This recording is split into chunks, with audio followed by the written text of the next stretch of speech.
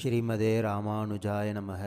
சிங்கப்பெருமாள் கோவில் என்று அழைக்கப்படும் ஸ்ரீ பாடலாத்ரி நரசிம்மர். இந்த கோவில் சென்னையிலிருந்து திருச்சி செல்லும் வழியில் செங்கல்பட்டிலிருந்து 8 கிலோமீட்டர் தொலைவில் உள்ளது.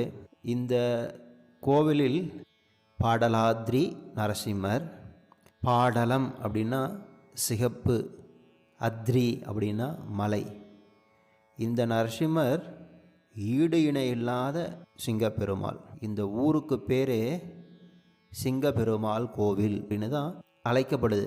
ஈடு இணை இல்லாத உக்ர நரசிம்மர், நிகரற்ற நரசிம்மர், நரசிங்க விண்ணகர தேவன் என்று கல்வெட்டில் சொல்லப்பட்டிருக்கு. இந்த கோவிலை பற்றின வரலாறு பிரம்மாண்ட புராணத்தில் உள்ளது. இந்த கோவில் புராண காலத்திலேயே இங்கே கோவில் இருந்திருக்கு.